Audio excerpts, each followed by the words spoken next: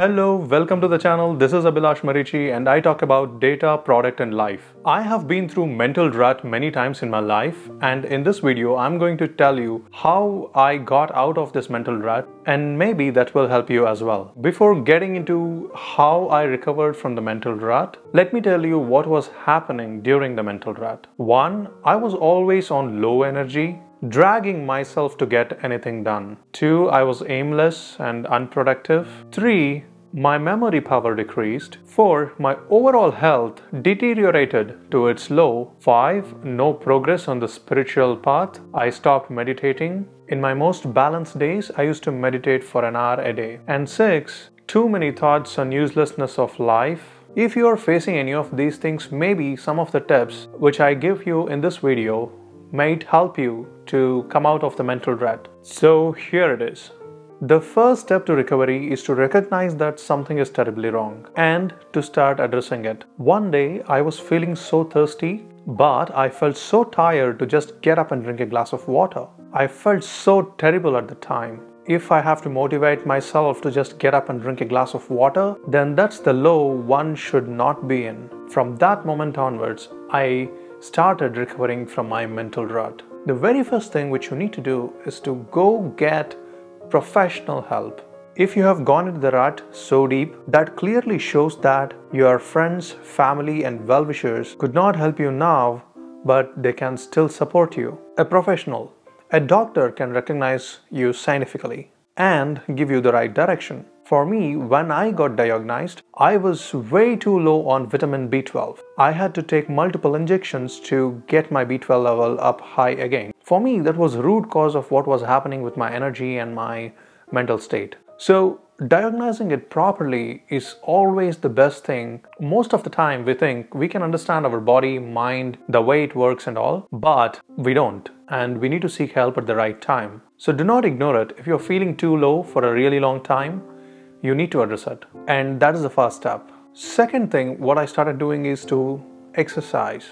Do some sort of physical activity. Use some of your physical energy, and that will in turn generate more fresh energy. Otherwise, lethargy and laziness just piles upon you, and then before you know it, you'll be too lazy to do anything. So don't go to that extent.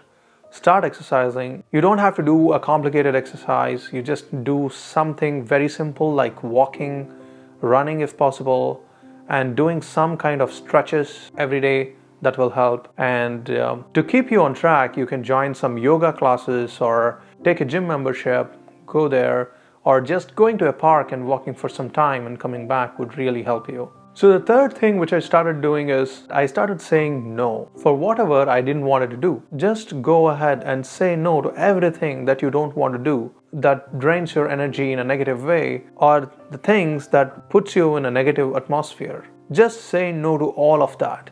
Put all of your focus into making those things which are absolutely necessary for running your life, like working, taking care of your health, cleaning your house, doing your daily routines. So ensure you put your focus and effort on doing those things. The tasks in your hand. Put all of your focus into those tasks. You need to identify that this is the time you're recovering, and you will have to give yourself some space and time. The next thing what I started doing is to just make one thing right at a time. Take one important thing, focus all your energy into it, and ensure that it is done really well. Do it every single day. For me, the path to recovery became more and more clear as I just made one thing right. And I started adopting the habits which I like to do. I like chanting in the morning, so I spent 10 minutes soon after taking bath for chanting my favorite mantra, which I have done from my childhood. Just focusing on the mantra until I finish it. Even if my mind wanders somewhere, I just pull it back to the mantra and then I just focus on chanting it, nothing else. It just started changing me in multiple different ways, starting from the way I perceive the environment around me. So this way, by doing one task and involving completely into one task, started making me more and more productive in whatever I was doing. So when I went to work, if I get one task, I'll just focus on that one task completely. In my lunch break, I'll just eat my lunch and I'll focus on my lunch completely. So by just doing these things, I was able to reshape my mind, and then I was able to hold it and I was able to use it in the right way. And also, whenever I fail at doing things, I'll just simply go back and then I'll do it once again. Let's say if I'm not able to focus on my lunch when I'm eating and my mind wanders everywhere, I start checking my phone, I start thinking of so many things, I'll just say to myself, it's fine, let me just eat it well, let me just enjoy this moment. So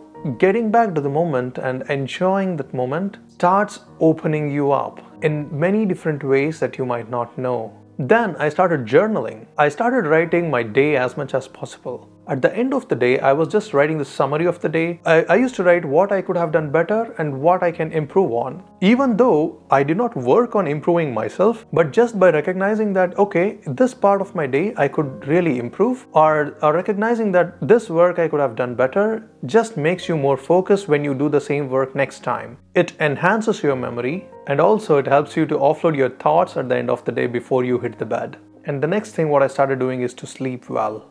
Not too much, not less, but well. Ensure that you sleep until you are rested, but don't sleep until you feel lazy and lethargic. And focusing a little bit on how much sleep you would need will really help you. And exercising every day will also help you to increase the quality of the sleep. And next, I started reading self-help books. So it doesn't matter, just go and pick whatever is the top-rated self-help book available, and whichever title impresses you, just go and buy that book and start reading it. And it starts creating patterns in your mind, and you will start coming up with your own ways and ideas of making your life better. Start with any of the books. I have few recommendations. I would say read the books of Napoleon Hill. I have been benefited by the book named Success Through Positive Mental Attitude. Another book I could recommend is Who Will Cry When You Die by Robin Sharma. And when you start reading these books, they would give you a lot of tips, a lot of suggestions to make changes in your life. When you see things and if you feel that, okay, that's something which I need to try,